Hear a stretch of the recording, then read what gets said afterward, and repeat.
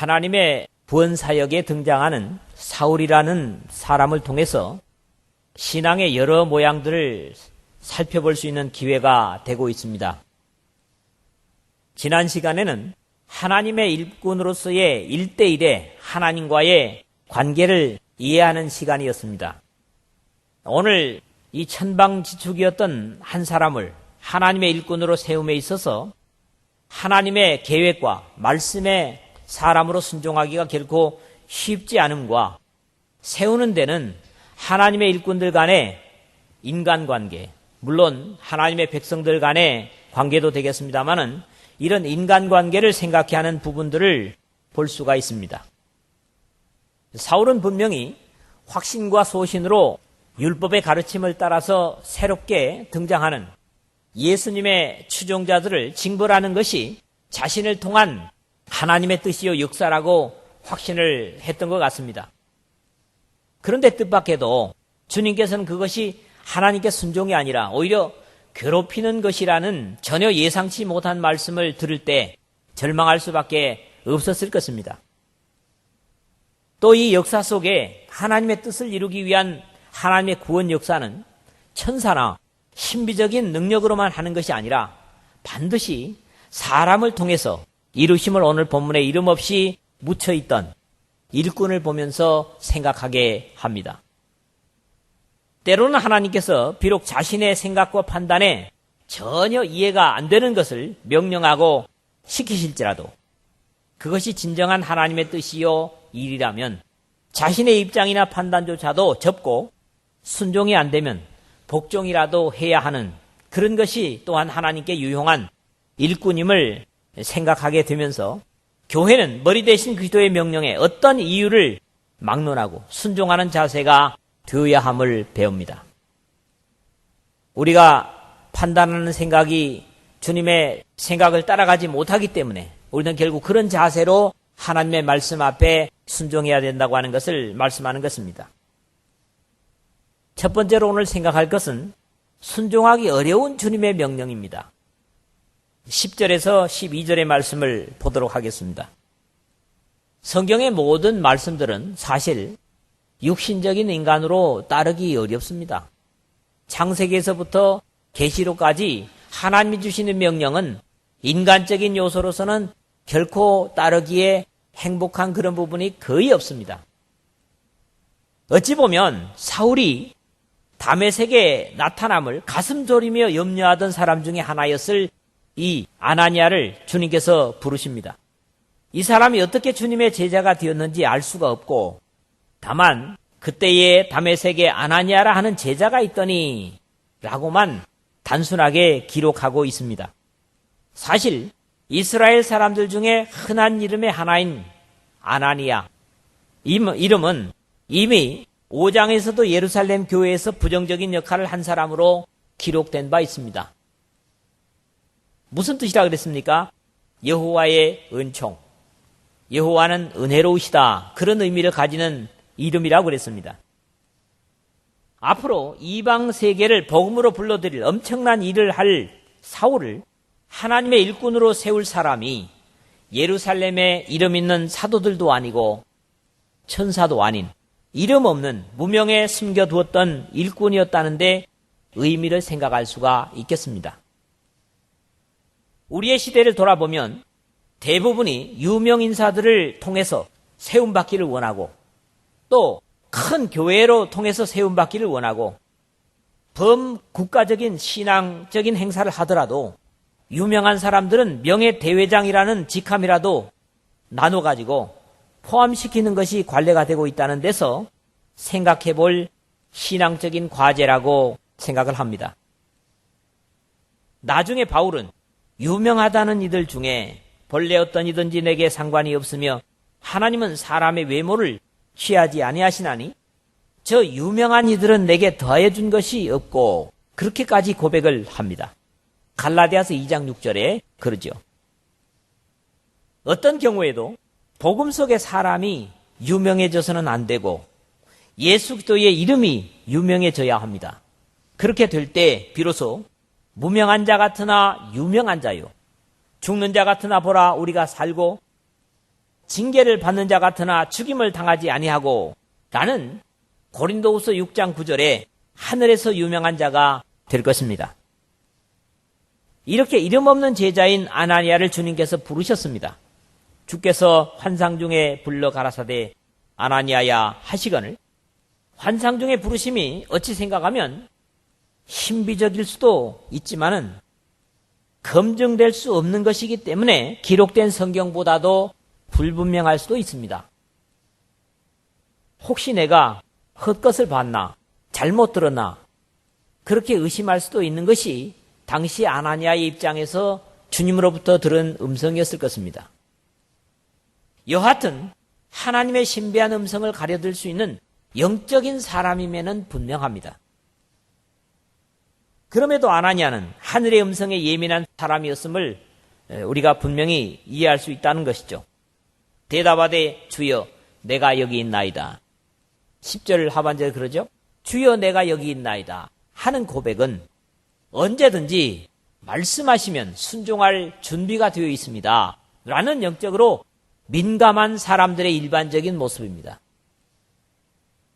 성경에 주님의 부르심을 받은 사람들, 아브라함이 그러죠. 내 아들 이삭을 바치라 하기 전에 아브라함아 할 때 주의 종이 여기 있나이다. 그렇지 않습니까? 그럴 때 다음 명령을 주십니다. 주께서 가라사대 일어나 직가라 하는 거리로 가서 유다 집에서 다소 사람 사울이라 하는 자를 찾으라. 저가 기도하는 중이다. 11절 그렇게 말합니다.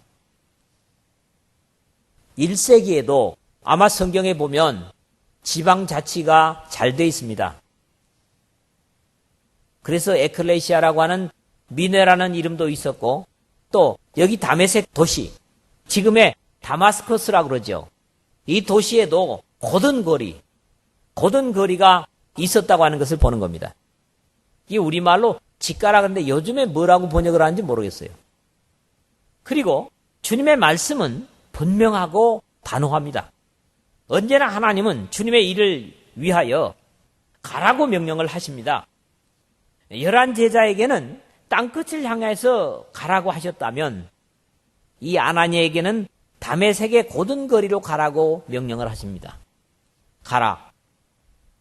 그리고 그의 가야 할 길을 보여주시고 해야 할 역할을 역시 보여주십니다. 저가 아나니아라는 사람이 들어와서 자기에게 안수하여 다시 보게 하는 것을 보았느니라.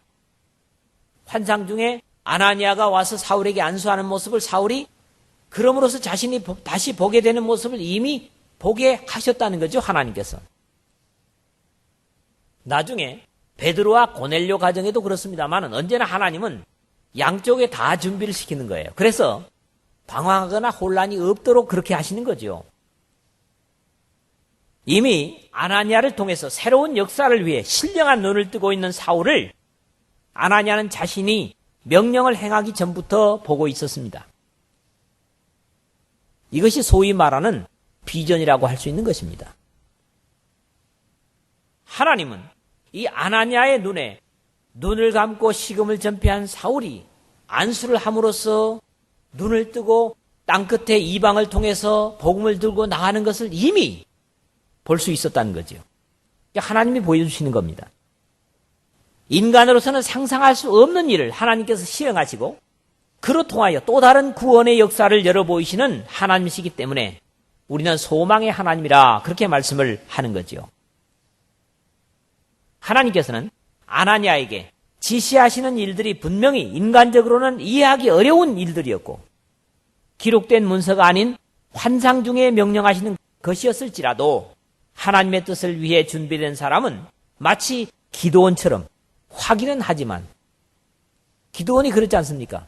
정말 나로 하여금 가서 미디안을 치게 하겠습니까? 확신이 안 돼서 2번이나 시험을 하죠. 여러분들이 잘 아시는 말씀이죠.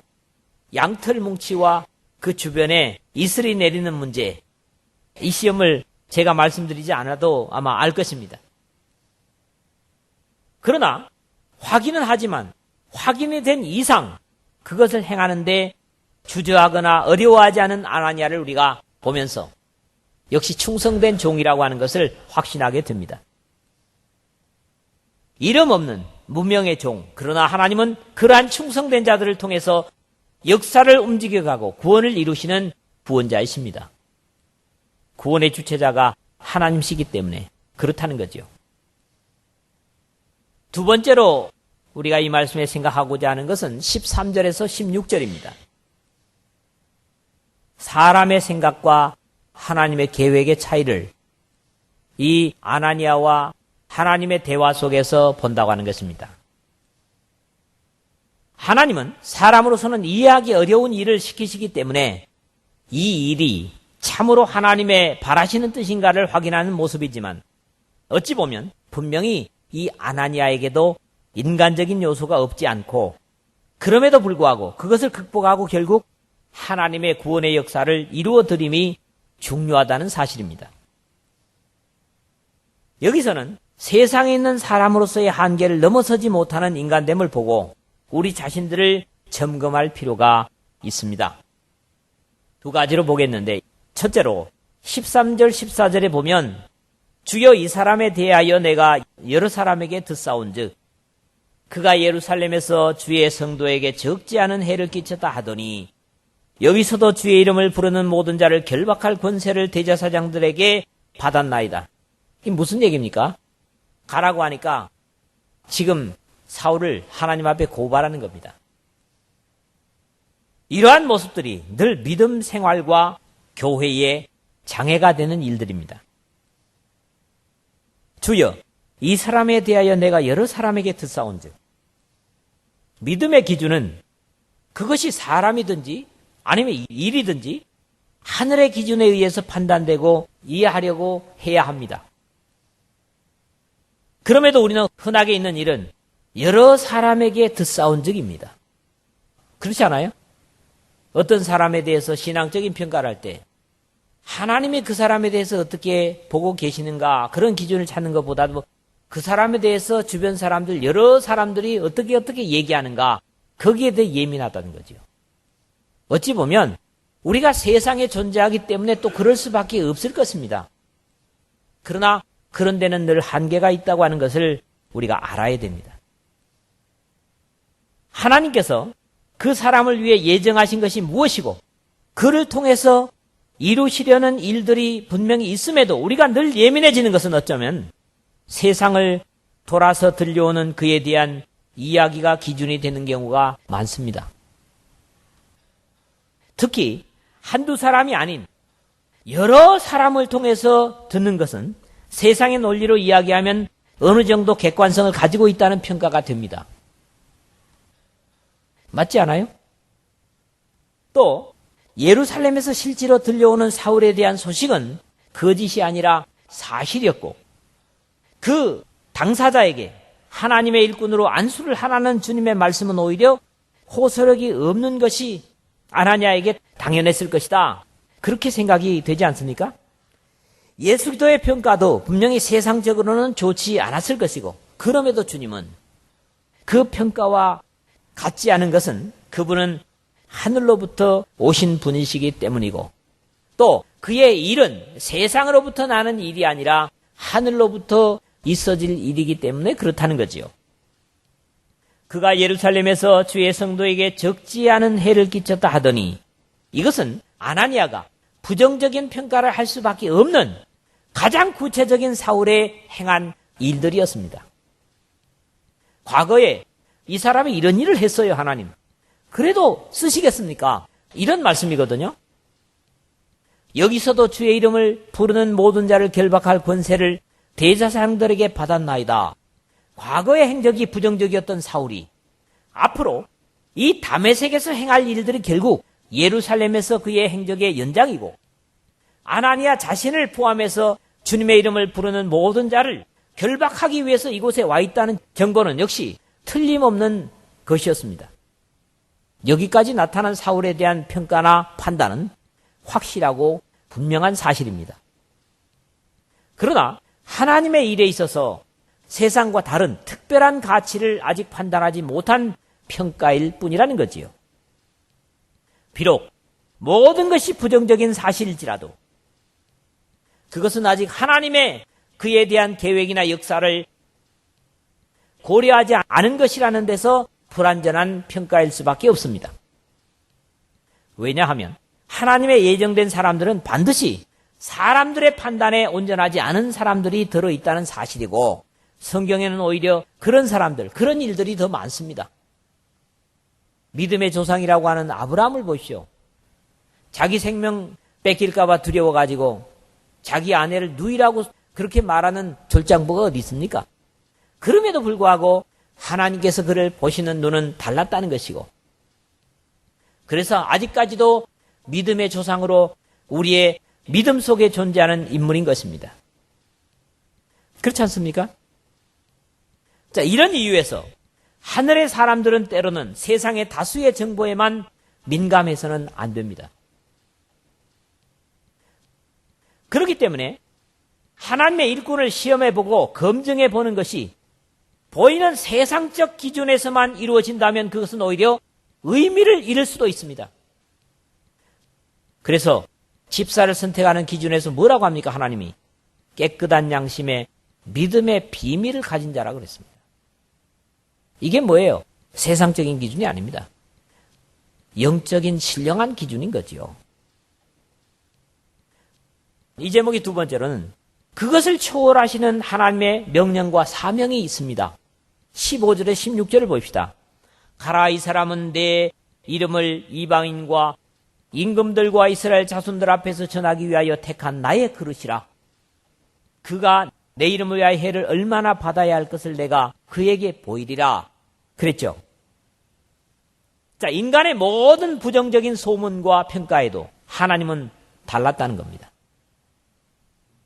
당시에 사울에 대한 사실적인 모습을 사람들은 볼 수 없었고, 사울조차도 자신이지만은 몰랐습니다. 자기가 장래에 어떤 인물이 되고 어떻게 튈지를 몰랐습니다.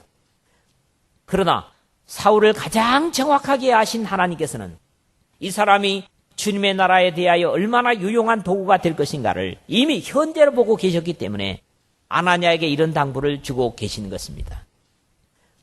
때로 하나님은 준비되지 않은 일 같은데도 우리를 향하여 가라, 그렇게 명령을 하십니다. 이럴 때 우리는 당연히 믿음으로 가야 한다는 사실입니다. 우리 눈에는 준비되지 않았고 될 것 같지 않지만 하나님께서 주시는 판단은 늘 옳기 때문입니다. 아나니아는 이미 이 사람의 정보를 다 수집하고 자신과 관련된 신앙의 사람들에게 준비를 시키고 있었을 것입니다. 사울이 아마 예루살렘에서 다메섹으로 믿는 사람들 잡으러 오는데 우리는 이렇게 하자 하면서 기도하면서 나름대로 준비를 하고 있었을 거라고요. 그렇지 않습니까? 그래서 이 사람에 대하여 내가 여러 사람에게 듣사온 즉 그가 예루살렘에서 주의 성도에게 적지 않은 해를 끼쳤다 하더니 여기서도 주의 이름을 부르는 모든 자를 결박할 권세를 대제사장들에게 받았나이다 라고 증언해 보지만, 주님께서는 이 아나니아의 증언을 완전히 무시하시고 가라, 그렇게 말씀하시는 것입니다. 이 사람은 내 이름을 이방인과 임금들과 이스라엘 자손들 앞에 전하기 위하여 택한 나의 그릇이라 하시는 주님의 증거는 바로 아나니아의 증언에 대한 답변입니다. 부정적인 아나니아의 증언에 대한 답변입니다. 즉 그가 예루살렘에서 주의 성도에게 적지 않은 해를 끼쳤다고 한 고발에 대한 답변이라는 말씀이죠. 어쩌면 사람의 조언이나 의견은 전혀 무시될 수도 있습니다. 하나님의 나라에서, 하나님의 일에서 말이죠. 왜냐하면 주님은 우리의 볼 수 없는, 우리 눈이 갈 수 없는 곳까지 보시는 분이시기 때문입니다. 그가 내 이름을 위하여 해를 얼마나 받아야 할 것을 내가 그에게 보이리라는 말씀은 역시 아나니아의 여기서도 주의 이름을 부르는 모든 자를 결박할 권세를 대제사장들에게 받았나이다 하는 말과는 반대로 오히려 그가 이곳 다메섹에서부터 당해야 할 험준한 삶의 여정을 예고하시는 말씀이었습니다. 사울이 세상을 향해 예수 기도의 십자가와 부활의 복음을 증거함에 있어 역시 같은 희생을 겪을 수밖에 없다는 바울의 운명적인 미래를 말씀하시는 동시에 오늘 우리가 구원의 복음을 전하려 한다면 성령의 능력이 함께 하시기 때문에 반드시 쉽고 편안한 것만이 아닐 것임을 가르치시는 말씀이기도 합니다. 복음 증거에는 희생을 각오해야 하고 그런 희생의 각오에 성령께서 함께 하신다는 약속입니다.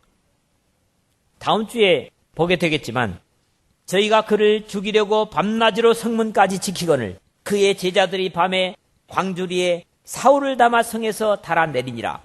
24절에서 25절에 보면 의기양양하게 마차를 타고 왔던지 사람들을 앞세우고 끌고 그리고 왔던 개선장군 같은 사울이 초라하게 밤에 광주리를 타고 성 밖을 벗어나는 그런 모습을 봐도 주님의 말씀은 증명이 되고도 남습니다.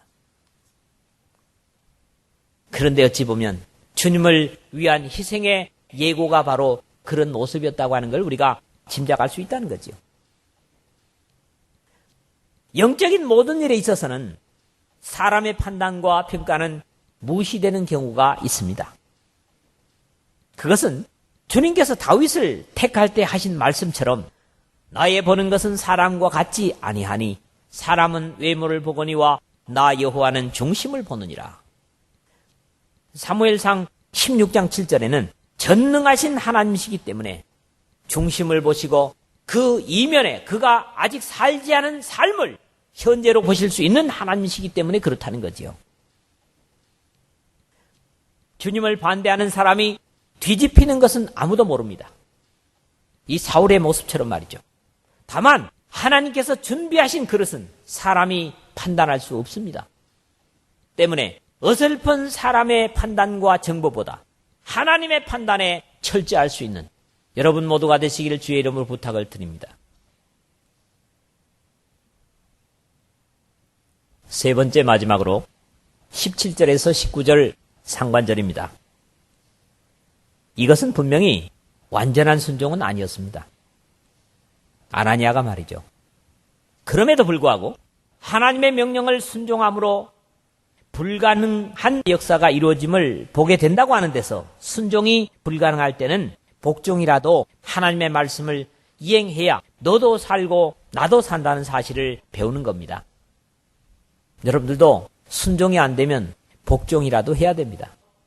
그게 믿음의 백성들의 자세예요. 그래야 모두가 살게 되는 역사가 있다는 겁니다. 아나니아는 수많은 부정적인 사울의 무성한 이야기에도 불구하고 하나님의 말씀을 철저히 신뢰해서 자신의 생각과 의견을 접고 하나님의 말씀과 명령에 기꺼이 자신을 드립니다. 그가 지금 무엇을 위해서 이곳에 왔음을 알면서도 자신의 운명을 염려하지 않고 하나님의 말씀을 따르는 믿음의 자세 때문에 그냥 이름 없이 끝날 이름이 오늘 21세기에 우리에게까지 그 이름이 읽혀지고 있음을 우리는 배워야 합니다. 아나니아는 머뭇거림 없이 주님께서 그에게 명령하신 그것을 조금도 가감 없이 실천하고 당부합니다.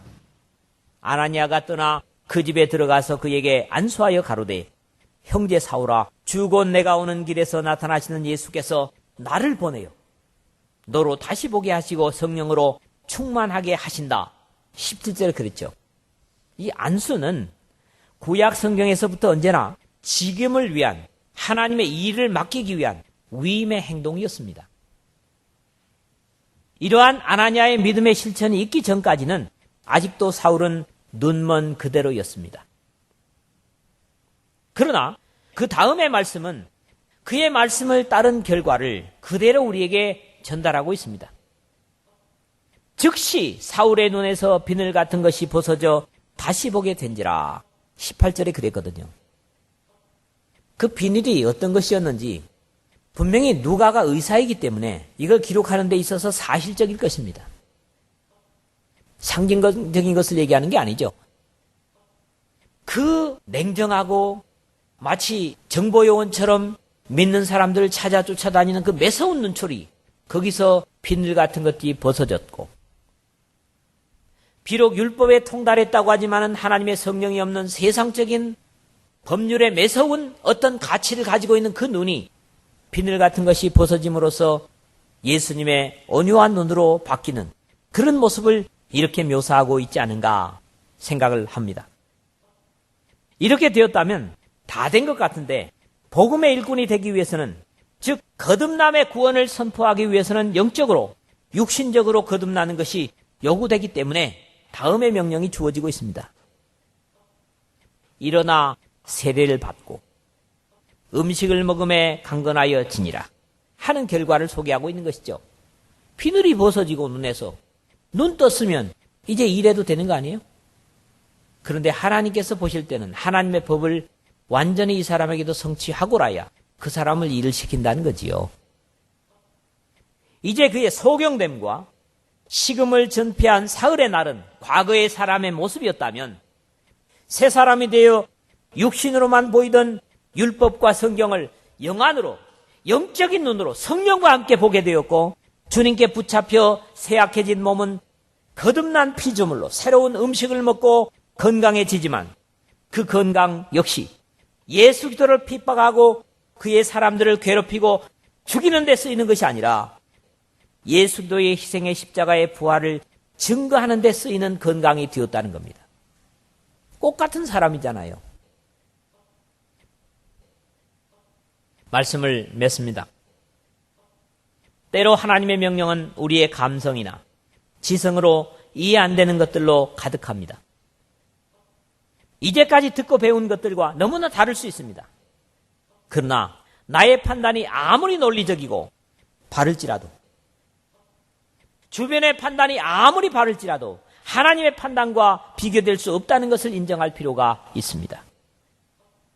그렇다면 하나님의 명령과 반대되는 나의 지식과 감정을 주님 앞에 접어야 할 때가 신앙에 있어서는 바른 자세라는 겁니다. 때로는 내가 수집해온 정보와 판단이 하나님의 말씀과 정반대일 때가 있고, 그러한 가운데 하나님께서 잘못 명령을 주시는 것 같은 경우가 분명히 있을지라도 언제나 주님의 판단은 옳은 것을 인정하고 수용할 필요가 있는 것이 바로 믿음입니다. 그래서 믿음은 하나님의 말씀하시는 것을 수용하는 것이라고 표현합니다. 수용이라는 게 뭡니까? 나에게 그것을 적용하고 그것을 갖다가 내 삶에다가 일치시키는 것을 얘기하는 거거든요. 이런 이유에서 하나님의 진리는 늘 순종으로 채워져야 하겠지만 자신의 판단과 지식에 맞지 않을지라도 따라야 하고, 그것을 우리는 복종이라고 그렇게 말합니다. 순종이 안 될 때는 복종이라도 하면 하나님의 일꾼은 세워지고 구원의 역사는 이루어지게 되는 것이 바로 말씀의 신비한 능력이고 하나님의 구원의 역사입니다.